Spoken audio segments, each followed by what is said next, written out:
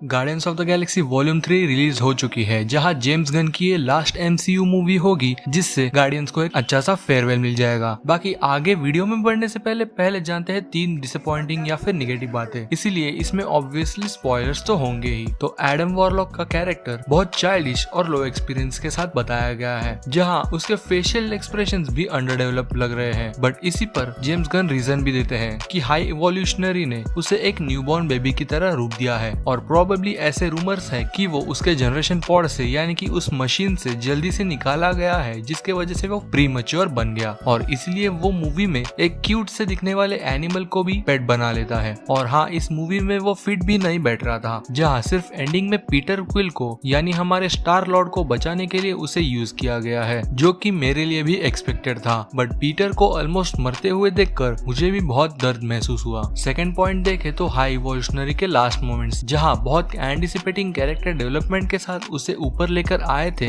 वही last scene को थोड़ा सा अच्छे से डिफाइन नहीं किया गया है, जो कि बहुत ही ज्यादा डिसअपॉइंटिंग लग सकता है, क्योंकि एमसीयू में गार्डियंस या फिर कोई भी दूसरी मूवी में मेन विलन को एक कॉन्क्रीट स्टोरी लाइन दे दी जाती है। बट यहाँ पर हाई इवोल्यूशनरी एक साइकोपैथ विलन की तरह दिखाया गया है, और आखिर में उसे उसके शिप से ही ब्लास्ट होते हुए दिखाया, बट उसकी डेथ अच्छे से दिखाई नहीं गई, जिसका रीजन में भी हो सकता है कि आगे चलकर मे भी वो फिर से उसे यूज कर सकते हैं, और ये फिर से एमसीयू का एक और बेकार मास्टर प्लान बन सकता है। Oh yes, that's God shit. Right, yeah. Okay, thanks everyone. हमने लास्ट टाइम ऐसी चीज एंटमैन 3 क्वांटमेनिया में देखी थी, जहाँ कैंग को मरते हुए तो हमने नहीं देखा, क्योंकि वो पिम पार्टिकल्स की वजह से एटॉमिक लेवल्स के ऊपर बंद हो गया था, और इसका भी एक कॉन्क्रीट रीजन था कि कैंग, क्योंकि एवेंजर्स कैंग डायनेस्टी में वापस आने वाला है, जिसके वजह से उसकी डेथ हमें नहीं दिखाई गई, unless and until Jonathan measures को डिज्नी ड्रॉप ना कर दे। इसके साथ थर्ड पॉइंट के ऊपर बात करें तो इस मूवी की पेसिंग वो नोटिसेबल तो ज्यादा लगती नहीं, बट मुझे सिर्फ कुछ सीन्स में ऐसे लगा कि वो दोनों सीन्स अच्छे से एक साथ ब्लेंड नहीं हो रहे, जहाँ कुछ सीन्स बहुत ही इमोशनल कर देते हैं, बट उसी के नेक्स्ट सीन में बैड एस फाइटिंग सीन्स हमें अमेजिंग फील करवा देती है। इसीलिए वो इमोशनल शिफ्ट होना मेरे केस में इस मूवी से लेकर थोड़ी सी इश्यूज लग रही है। बट मे बी आपको ये चीज फील हो या ना हो, मुझे नोटिसेबल लगा इसलिए बता दिया। वही आयशा का कैरेक्टर बहुत बैडली एक्सप्लेन किया गया है, ना कोई इम्पोर्टेंस फील करवा देता है, वो कोई इम्पोर्टेंट कनेक्शन फील होता है इस कैरेक्टर से, और ना ही इसकी डेथ जस्टिफाई करती है। जहां एडम के कैरेक्टर को डेवलप होते हुए हम देख सकते हैं आयशा की डेथ के बाद, बट अगेन दोनों कैरेक्टर्स को अच्छे से हमें दिखाया नहीं गया वॉल्यूम 2 और 3 में, जिससे हमें उनसे एक अच्छा कनेक्शन फील हो। और हाँ, ये लास्ट वाला पॉइंट थर्ड पॉइंट तो नहीं है, बट बच्चे देखकर तो मुझे एक सेकंड के लिए लगा कि थॉर लव एंड थंडर की स्क्रिप्ट तो नहीं कॉपी पेस्ट कर दिया।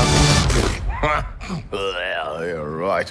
और अब पॉजिटिव्स के ऊपर ध्यान दे तो सबसे पहले निगेटिव्स के ऊपर हमने ध्यान दिया, उसके अलावा सारी चीजें बहुत ही अच्छे से लिखी गई है। उनके डायरेक्शन और एग्जीक्यूशन का लेवल हमें बहुत मजे देता है, भले ही वो लायला के कैरेक्टर की डेथ हो या फिर रॉकेट का बैड एस बनने का सफर, ये मूवी हमें सब फील करवा देती है। कुछ बेस्ट चीजों के ऊपर अगर हम ध्यान दे तो स्टोरी लाइन को छोड़कर VFX और CGI अब बहुत ही इम्प्रूव दिख रहा है पहले की फेज 4 की मूवीज से। कुछ एक दो सीन्स में कैरेक्टर मूवमेंट्स थोड़ी सी दिक्कत लग रही थी, जैसे नेबुला का सिर जब बेंड हो जाता है तो वो पेपर की तरफ फोल्ड हो जाता है, बट अगेन अगर आप इन चीजों को नजरअंदाज कर दे तो एंड गेम के बाद VFX और CGI हमें Shang Chi No Way Home, Doctor Strange Multiverse of Madness और इस मूवी में अच्छे से दिखाया गया है। और जब रॉकेट के सर के ऊपर के खून को लैला जब साफ करती है तो वो दर्द और केयरिंग की फीलिंग एक साथ मिक्स होकर बहुत इमोशनल कर देती है। वही जब रॉकेट ऑलमोस्ट मर जाने वाला होता है तब वो सीन भी बहुत अच्छे से माहौल बना देता है। इवन थिएटर्स में ऑलमोस्ट सब रोने ही लग गए थे। बट आखिर में अगर हम जाने तो ये फेज 4 के बाद बहुत ही अच्छे से लिखी गई, डायरेक्ट की गई मूवी है जेम्स गन की वजह से। और इन सब चीजों को छोड़कर अगर हम किसी के ऊपर ध्यान दे तो वो है स्पाइडरमैन अक्रॉस द स्पाइडरवर्स, जहाँ मेन विलन के ऊपर एक अच्छी सी थियोरी भी बनाई गई है, जिसे आप यहाँ पर क्लिक करके देख सकते हैं। तब तक के लिए लाइक शेयर सब्सक्राइब कर देना।